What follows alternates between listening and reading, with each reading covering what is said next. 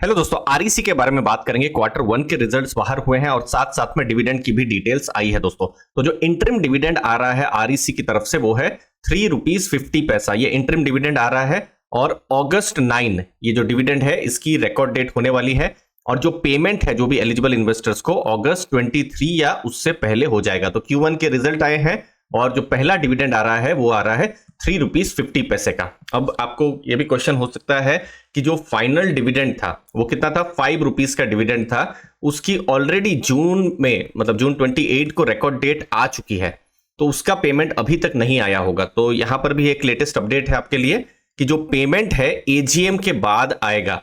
और एजीएम कब है, मतलब एनुअल जनरल मीटिंग कब है, अगस्त 20। तो अगस्त 20 के बाद, ठीक है, जनरली आप एक तरीके से मान सकते हैं कि एजीएम के 30 डेज के अंदर में जो भी है डिविडेंड आता है। और ये आरईसी ही नहीं, मैक्सिमम कंपनीज जिनके अभी रिजल्ट अप्रैल और मई के महीने में आए थे, फाइनल रिजल्ट्स जो आए थे, उनका जो डिविडेंड है वो एजीएम में ऑफिशियली डिक्लेयर होता है और फिर यहां पर पेमेंट आता है दोस्तों। तो आप अगस्त 20 के बाद में ये ₹5 को जो है एक्सपेक्ट कर सकते हैं। अभी जो आज का जो रिजल्ट आया है ये ₹3.50 का इंटरिम डिविडेंड आया है। अगस्त 9 रिकॉर्ड डेट है और पेमेंट अगस्त 23 को होगा दोस्तों। अब रिजल्ट पर जाए उससे पहले एक इंपॉर्टेंट चीज, हमारा वाइब्रेंट टेलीग्राम ग्रुप है। 4600 से बड़ी की कम्युनिटी है जहां पर म्यूचुअल फंड एनालिसिस रेगुलरली होती रहती है। बहुत सारे म्यूचुअल फंड पोर्टफोलियोज हम शेयर करते रहते हैं। डिस्क्रिप्शन बॉक्स में हमने लिंक को दिया हुआ है। बिजनेस लर्निंग, एनालिसिस, बहुत सारे पर्सनल फाइनेंस रिलेटेड कंटेंट आते रहते हैं दोस्तों। मुझे यहां उम्मीद है आपको वैल्यू जरूर मिलेगी। डिस्क्रिप्शन में आप चेक कर सकते हैं हमारे टेलीग्राम ग्रुप की लिंक को दोस्तों। अब आरईसी के बारे में बात करेंगे।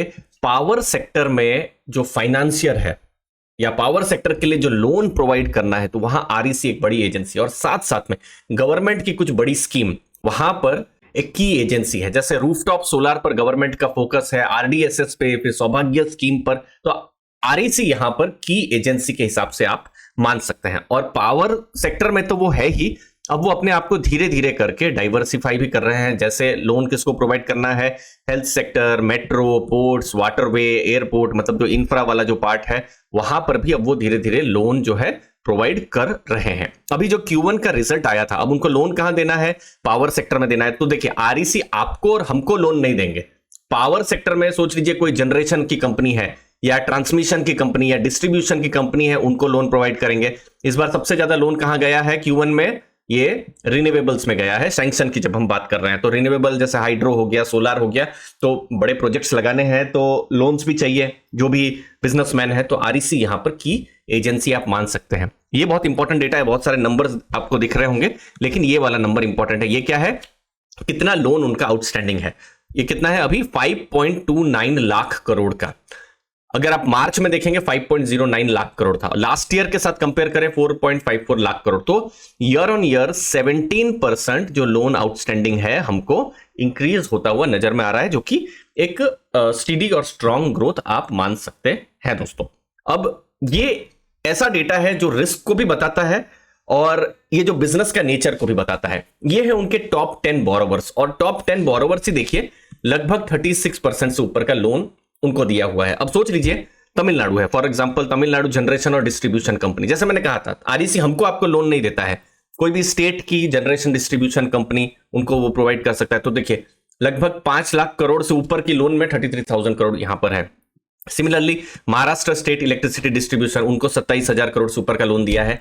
अब देखिए एक चीज हम बिल्कुल एज्यूम कर सकते हैं कि ठीक है, ये स्टेट गवर्नमेंट वाली जो बॉडीज हैं, स्ट्रांग बॉडीज हैं, यहां पर तो लोन लेट आए उसके चांसेस बहुत कम है, क्योंकि ये सब बड़े नाम है, हर स्टेट की बड़ी बड़ी एजेंसीज हैं, ठीक है। तो ये एक थोड़ा सा स्टेबिलिटी भी देता है। लेकिन सोच लीजिए किसी भी स्टेट की कल हालत बहुत खराब हो जाती है और वो पेमेंट देने के लिए थोड़ा अगर लेट करते हैं तो आरईसी पर इंपैक्ट पड़ सकता है। बट अभी फिलहाल वो इंपैक्ट नहीं है दोस्तों, क्योंकि यहां पर उन्होंने कहा भी है कि जो 10 अकाउंट है उसमें से कोई एनपीए नहीं आए हैं। तो ये एक थोड़ा अच्छी बात है, थोड़ी पॉजिटिव चीज है। अब आरईसी में एक चैलेंज हमको देखने को मिल रहा था, खासकर 2015, 16, 17, 18 वो वाला पीरियड में, जब बहुत ज्यादा एनपीए हमको देखने को मिल रहे थे। लेकिन अभी हम देख रहे हैं पिछले कुछ समय से, क्वार्टर्स से, कि एनपीए कम हो रहे हैं। अभी हम देख लेते हैं, जैसे जून लास्ट ईयर जैसे था, ग्रॉस जो था 3.28 था, इस बार 2.61 कम हुआ है, अच्छी बात है। और जो नेट क्रेडिट जो है 0.97% से 0.82%। जो नेट एनपीए है वो भी यहां पर कम हमको देखने को मिल रहा है, क्वार्टर ऑन क्वार्टर भी हमको कम देखने को मिल रहा है, जो कि एक पॉजिटिव चीज है। प्रोविजन कवरेज रेशियो ज्यादा होना चाहिए। अब इसका मतलब क्या होता है कि सोच लीजिए कंपनी को या जो भी बैंक या फाइनेंशियल इंस्टीट्यूशन को लगता है कि 100 रुपए की लोन खराब होगी तो कितना प्रोविजन करके रखा है, तो यहां 68.48% उन्होंने करके रखा हुआ है। जितना ज्यादा हो उतना अच्छा है। 68-70 एक अच्छी रेंज है, 80-90 बहुत अच्छा कहा जाएगा, लेकिन किसी भी कंपनी, अगेन फाइनेंशियल कंपनी का 40-30 हो तो बहुत खराब है। तो ये 68 एक डिसेंट नंबर हमको देखने को मिल रहा है।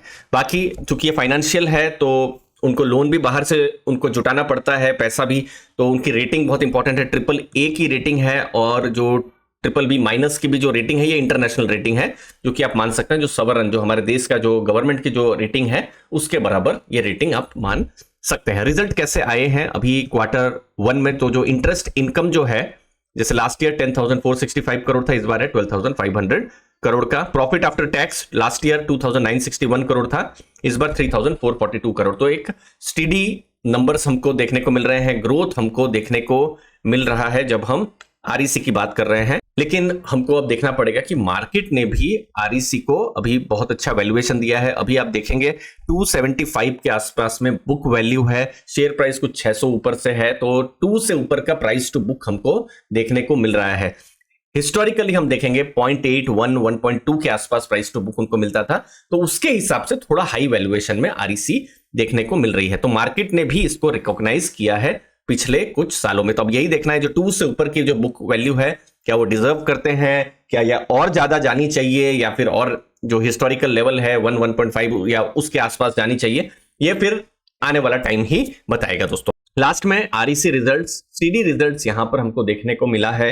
गवर्नमेंट के लिए स्ट्रेटेजिक कंपनी है, क्योंकि बहुत सारे गवर्नमेंट की जो पावर सेक्टर में इनिशिएटिव्स है उसके लिए ये नोडल एजेंसी है। रिन्यूएबल एक फ्यूचर की थीम है, और आरईसी वहां पर लोन्स या जो फाइनेंस है वो प्रोवाइड कर रही है अलग अलग एजेंसीज को। बट यस, वैल्यूएशंस पिछले कुछ सालों में हमको, पिछले एटलीस्ट 1.5-2 साल में थोड़ा बढ़ा है। 2 से ऊपर अभी हमको देखने को मिला है, जो कि हिस्टोरिकली थोड़ा कम देखने को मिला है। अगेन यहां पर मैं बताऊं, 2 चीज है देखने का, कि पहले का थॉट प्रोसेस ऐसा भी हो सकता था कि एनपीए बड़े हो सकते हैं, पावर सेक्टर में कुछ ज्यादा हो नहीं रहा है इसलिए लो वैल्यूएशन मिलना चाहिए। अभी ऐसा थॉट प्रोसेस भी हो सकता है कि पावर सेक्टर में बहुत कुछ एक्टिविटी होनी चाहिए, तो ये जो वैल्यूएशन है जस्टिफाई भी होना चाहिए। तो अगेन ये 2 थॉट प्रोसेस है जो मार्केट है वो हमको देखने को मिल रहे हैं। डिविडेंड कंसिस्टेंट है, अभी फिलहाल 3 रुपीज 50 पैसे का इंटरिम डिविडेंड आ ही गया है, मतलब 3 महीने का एक डिविडेंड ऑलरेडी इन्वेस्टर्स को मिल रहा है। रिस्क में एक सेक्टोरल कंसंट्रेशन, पावर सेक्टर पर बहुत ज्यादा डिपेंडेंट है। अगर इस सेक्टर में कल कुछ नेगेटिव हो जाता है तो आरईसी पर भी इंपैक्ट पड़ सकता है। इनफैक्ट जो लोन्स भी जो है वो बड़ी लोन जाती है, रिटेल कस्टमर्स को वो लोन नहीं जाती है दोस्तों, तो लोन बड़ी जाती है, कल कुछ गड़बड़ हो गया तो वो भी रिस्क को भी ध्यान में रखना है दोस्तों। छोटा सा वीडियो था, मुझे उम्मीद आपको वैल्यू मिली होगी। चैनल को दोस्तों जरूर सब्सक्राइब करके रखिएगा। अर्ली फाइनेंशियल आजादी, आपके कीमती समय के लिए बहुत बहुत धन्यवाद। थैंक यू दोस्तों।